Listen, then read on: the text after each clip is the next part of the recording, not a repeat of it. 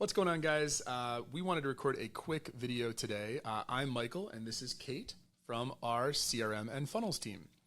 So there is some big stuff happening in the world of digital marketing, and I brought Kate here so she can help answer all of our questions about A2P. Now, you might be asking yourself, what the heck is A2P? So this is application to person. It's new regulation that's coming down quickly. In fact, the deadline is August 31st. That's just a few weeks away.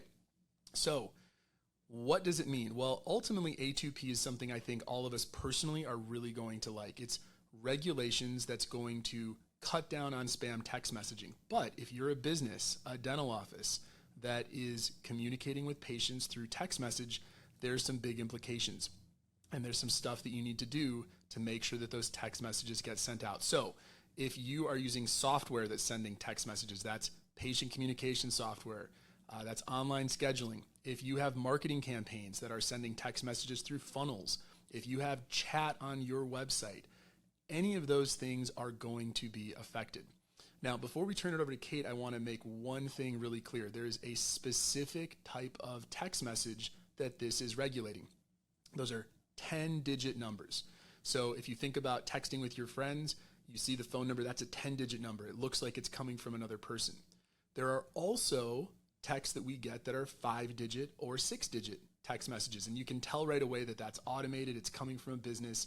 Those are not currently being regulated, although there is a plan to also regulate those.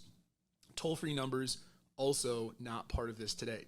So if you're using 10-digit text message numbers to communicate with patients today, you're going to want to pay attention. So Kate, help us out. What is A2P and what do we need to really focus on or do to make sure that we can still communicate through text message? Yeah, so A2P came from all of the phone carriers like T-Mobile, Verizon. Those guys got together and formed what's called the campaign registry, which is like a third party that's going to manage all of the registrations. And their goal is to make sure that any business that is using an application or a software to send text messages to consumers, that they are registered in their campaign registry and that they have a valid use of using that phone number. So how this kind of impacts us is we use a lot of call tracking numbers. We use a lot of numbers in our marketing CRM. You probably do as well, to send text messages. So each business in each software that they're using will need to go in and register their brand. In order to do that, you need to submit your EIN number and make sure that everything that you submit as your business name aligns with what's on your EIN. And then you'll register your campaign that Michael mentioned. And that campaign is basically you kind of making your case as to why you should be able to text consumers. So what are examples of the messages that you're going to be sending? What is the campaign description? So are you using it for, two-factor authentication texts, appointment reminders, following up with leads, even like direct, you can say that you're using it for direct responses to leads or to patients even. And then once that campaign is approved, you register each of your phone numbers to the corresponding campaign. And then once that campaign is approved, which is taking between like 20 and 30 days right now is what we've seen. Once that campaign is approved, then your text messages will be delivered and you'll have like a trust score assigned to you based on the campaign type that basically tells all of the phone providers that they will accept your phone numbers as text messages. Wow, that was a lot. So let's review that really quickly. So Kate, make sure that I understood what you said here. So there's two types of approval. We need to approve the brand, that's your company, and we need to approve a campaign. So it's important that you get both of those approvals, right? Okay. And then when we're getting campaigns approved, there's a little bit of work that needs to be done. This isn't just clicking a button here. You need to describe the campaign. You need to submit some example messages. So there's a lot of work here. So I can imagine this is sounding overwhelming to some of you. It's like, wow, I may not have known this, and it sounds like there's this deadline that's coming up quickly. We did get some good news this week. Do you want to talk about what that is? Some encouragement for people to take action now. It's not too late. Yeah, so Twilio actually announced that instead of August 31st or technically September 1st being a hard cutoff where anybody who did not have an approved campaign after August 31st, their text messages would no longer be able to be sent until their campaigns were approved. They actually changed that. We found out this week that if your campaigns are in pending status, so you've already submitted it, you're just waiting for approval, they will not block your text messages unless your campaign comes back failed. So we've got a little bit over a week now to get in any remaining campaigns submitted, and then they will not cut it off at August 31st as long as it's submitted. Got it. And then, what are some things that might cause failure? What are things that you want to avoid doing? One thing we experienced early on is every form on your website, because you do need to provide your website or the place that people are opting in to receive text messages. Every form needs to be compliant, meaning you need to either have a checkbox or a disclaimer message on the form. With a lot of the things that you see on forms all the time, I consent to receive text messages from Wonderist agency.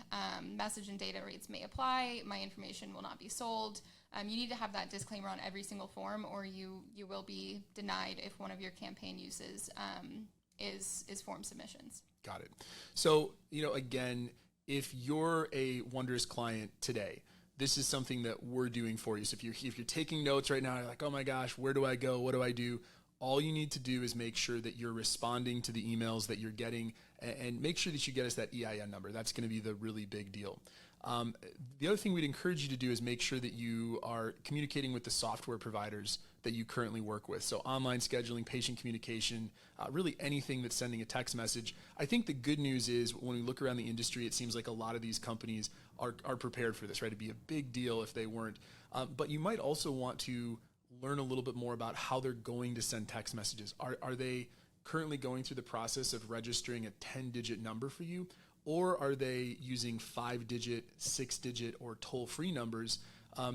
Again, it's all good. It all works. You may personally decide that a 5 or 6-digit number is not as successful for your needs because patients may quickly perceive that to not be personal.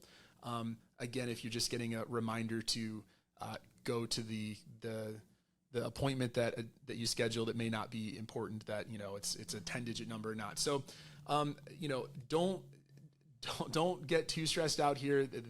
Most companies have been aware about this for a while, but it's really good to check. It's really important that you do.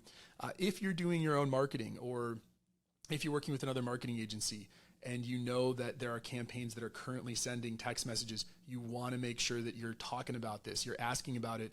And a red flag should go up if that company does not have your EIN number and they have not reached out to you.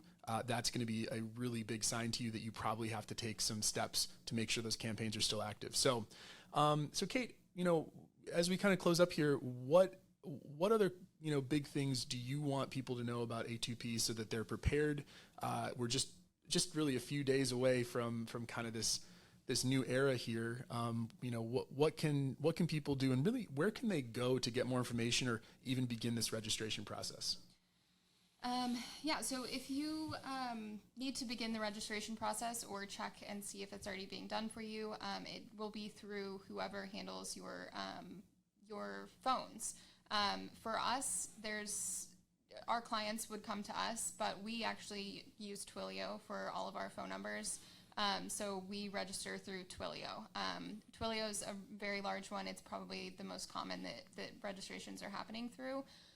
But things to know is just to check in with the different softwares that you're using that might be sending text messages. And also just to know that this is company-wide, or this is countrywide. This is not just certain companies deciding to do this and require this information. Anybody who sends text to residents of the U.S. and to U.S. phone numbers is required to do this unless they are using those phone numbers that Michael mentioned, like 5-digit or toll-free numbers.